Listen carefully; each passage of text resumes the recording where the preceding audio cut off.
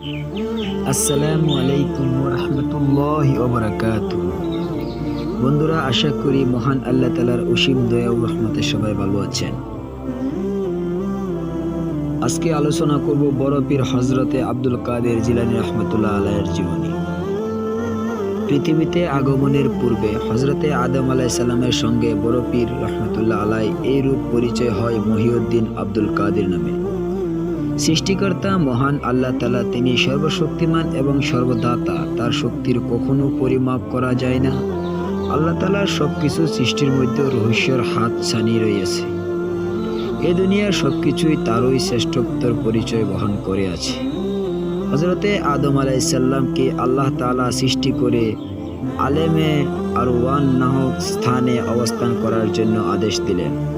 আদম আলাইহিস সালাম এর দিনগুলো সুস্থ স্বচ্ছন্দের মাঝে অতিবাহিত হতে চলিল। একদা আল্লাহ তাআলা হযরত আদম আলাইহিস সালামের পিঠে তার রহমতের হাত স্পর্শ করলেন। সঙ্গে সঙ্গে হযরতে আদম আলাইহিস সালাম হতে কিয়ামত পর্যন্ত পৃথিবীর জন্মগ্রহণ করা সব জীবের রূহ সৃষ্টি হয়ে দলে দলে অনেক রকম অঙ্গিভঙ্গিতে তার সামনে চলাচল করতে আরম্ভ করল। তখন হযরতে আদম আলাইহিস সালাম আল্লাহ তাআলার কাছে ফরিয়াদ করলেন, হে আল্লাহ, আমার সামনে যেসব রূহ বা আত্মা চলাচল করতেছে ওরা আসলে কারা? তাদের পরিচয় বা কি? আর আমার কেন জানি না তাদেরকে বারে বারে দেখার পরেও দেখার স্বাদ মিটছে না। আল্লাহ তাআলা হযরত আদম আলাইহিস সালামকে বললেন, হে আদম, তুমি আজ তাদেরকে চিনে রাখো যাদের দিকে তুমি চেয়ে আছো।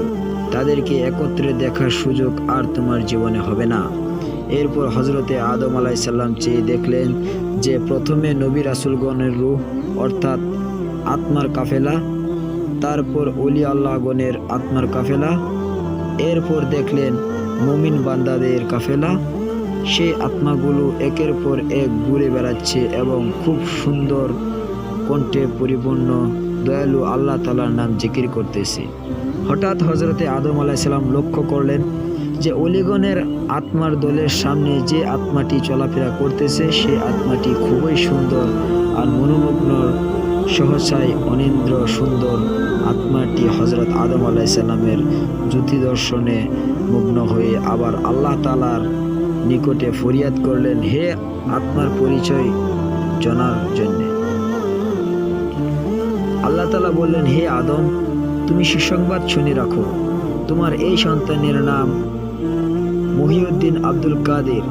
নবুয়তের দরজা যখন বন্ধ হয়ে যাবে, যখন পৃথিবীতে তোমার বংশধরেরা বিপদগামী হতে থাকবে, তখনই তার আগমন হবে পৃথিবীতে। সে হবে সমস্ত সৃষ্টির কাছে খুব মর্যাদাবান, মারিফতের সর্বগুণগানী, একমাত্র ইসলাম ধর্মের অন্যতম সংস্কারক।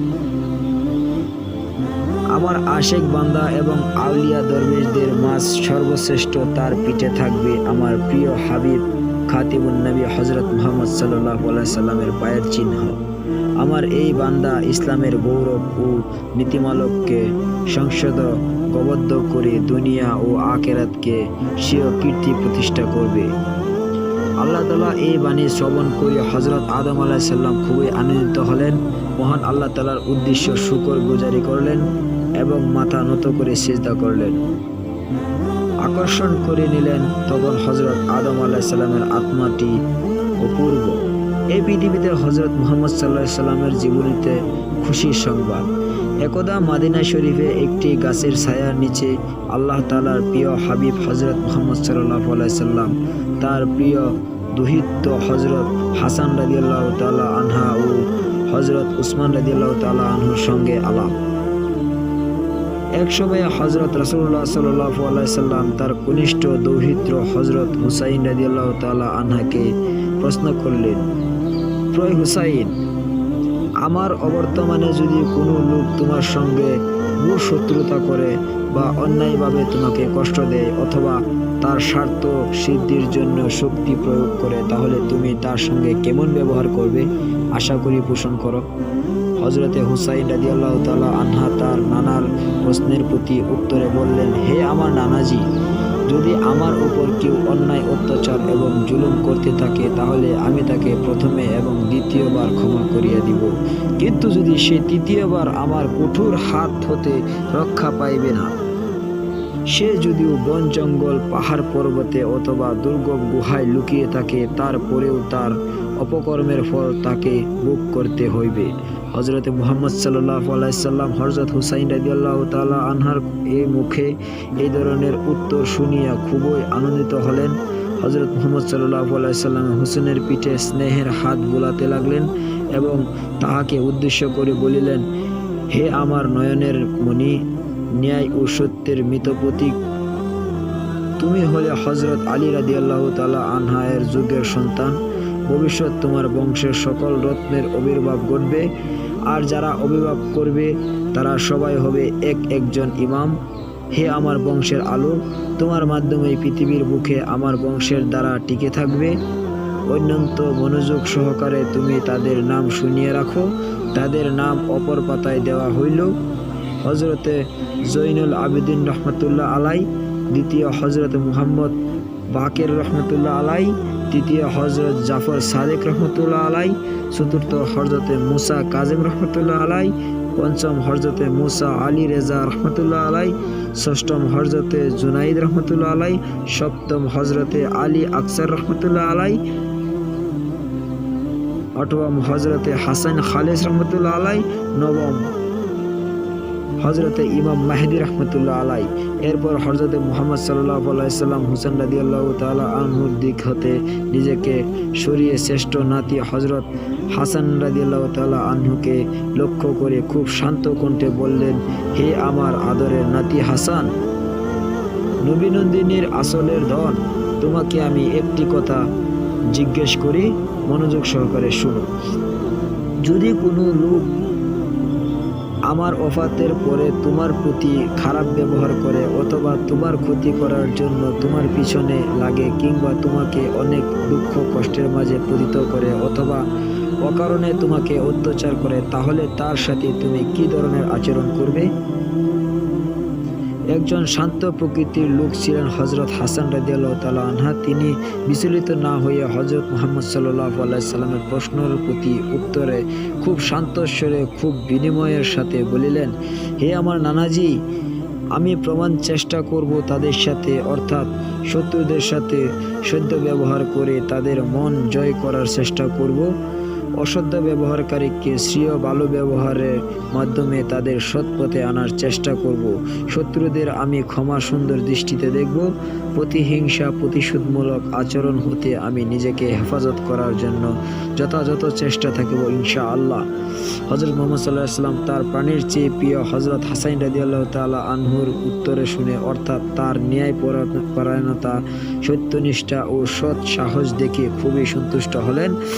আর তাব এই ক্ষমা সুন্দর দৃষ্টি দেখে আল্লাহ তাআলার খুব খুশি হয়েছেন। আল্লাহ তাআলা এর বিনিময়ে তোমাকে এক মহামূল্যবান উপহার প্রদান করবেন। এমন এক উপহার দিবেন যে উপহার বিশ্বের ওলি আল্লাহ আগমনকে অলঙ্কিত করবে। সে অসংখ্য পাপীকে পথ দেখিয়ে দিবেন। তার জ্ঞানের দ্বারা অনেক সুফি সাধক ভক্তবৃন্দ নারী পুরুষ আলোকিত হবে। যাবতীয় কুসংস্কার অবসান ঘটাবে তারই চেষ্টার দ্বারা। তার মাধ্যমে যে সত্যের বিকাশ ঘটবে তা দুনিয়া ধ্বংস না হওয়া পর্যন্ত দুনিয়াবাসীকে আলোর পথ দেখিয়ে যাবে। আল্লাহ তাআলা সেই প্রদত্ত প্রতিদান তোমার বংশের পরবর্তীকালে দুনিয়াতে আগমন করবে, আর তার নাম হবে আউলিয়াকুল সর্বশ্রেষ্ঠ মহাৎপুরুষ হযরত আব্দুল কাদের জিলানী। এই দুনিয়া মানুষকে তিনি মুক্তির পথ দেখাতে থাকবে। এরপর নবীর আগমন বাণী সত্য পরিণত হলো।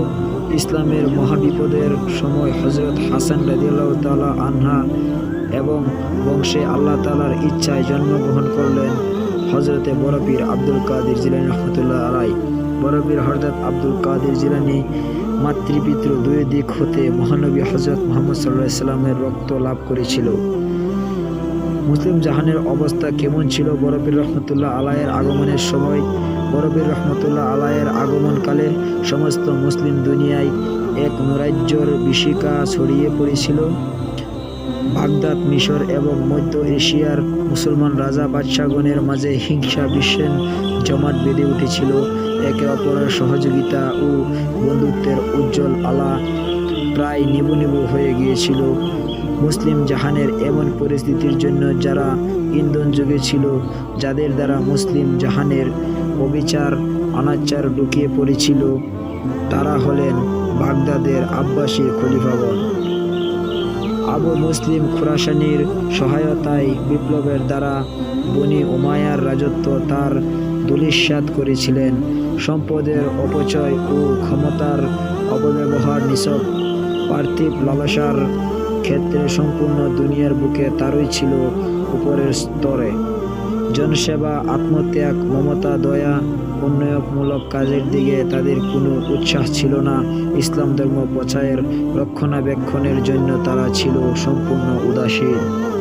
শাসকরা যদিও বাগদাদে নিজেদের ক্ষমতা ও প্রভাবকে প্রতিষ্ঠিত করতে পৌঁছেছিলেন, কিন্তু প্রজাসাধারণ মনও তার জয় করতে পারছিলেন না। জনসাধারণ ইসলামের আইন, কানুন, রীতিনীতি, বিধিনিষেধ ও সুন্দর জীবন ব্যবস্থার প্রতি অবহেলা ও উৎক্ষেপ করতে আরম্ভ করিয়া দিল। তারা ইসলামের মূলনীতি, বিধি নিষেধ এবং নির্দেশকে পরিহার করে জাতীয় চরিত্রকে কুলুষিত করিয়া তুলিল। আরাম আয়েশ ভোগের স্পেশ, শোষণ, নির্যাতন, প্রতিহিংসা, অবহেলা আগুন জ্বলিয়া উঠিল। স্বেচ্ছাচারী খলিফাগণের অবহেলার কারণে ইসলাম মহান ঐক্য বিচ্ছিন্ন হয়ে যাওয়ার উপক্রম হয়েছিল। দেশময় আরাগিকতা অনুষ্ঠান দৃঢ় আসন করে নিয়েছিল। সে সময় মুসলিম নামধারী প্রদ্ভষ্ট সম্প্রদায় মাথাচাড়া দিয়ে উঠেছিল। তার মধ্যে খারেজি, শিয়া, মুতাজিলা, জাবরিয়া, ইমামিয়া এইগুলো ছিল উল্লেখযোগ্য। ইসলামের শাসন ও শান্তিপূর্ণ মূলনীতিকে ধ্বংস করা, বেদাত ও ভ্রান্ত মতবাদকে জোরদার করা, ধর্মপ্রাণ মুসলমানদেরকে হত্যা করেছিল তাদের ভ্রান্ত নীতির অন্যতম প্রধান উদ্দেশ্য। তাদের মধ্যে উলুদ্ধ সম্প্রদায়ের আন্দোলনে ছিল অত্যন্ত ভয়াবহ ও মারাত্মক। এই দলের অনুসারীরা ছিল দ্রুত কপট, শট এ মুনাফিক। তারা বলিয়া বেড়ায় যে ইসলামকে পুনর্জীবিত করা, ইসলামের আদর্শকে প্রতিষ্ঠিত করা, বাস্তব জীবনে সম্পূর্ণরূপে ইসলামকে রূপায়িত করা তাদের উদ্দেশ্য ও লক্ষ্য। আসলে তারা ছিল ভ্রান্ত মতবাদকে লোক। তাদের অন্তরে শুধুমাত্র একটাই চিন্তা ছিল যে কিভাবে ইসলাম দুনিয়া থেকে নিশ্চিহ্ন করে দেওয়া যায়, কিভাবে ঈমান, নামাজ, রোজা, হজ, জাকাতের নিয়ম নীতি বিলীন করে দেওয়া যায়। যারা তাদের চিন্তাধারাকে পছন্দ করার না তাদেরকে হত্যা করে ফেলত। ইসলাম চিরতরে ধ্বংস করাই ছিল তাদের একমাত্র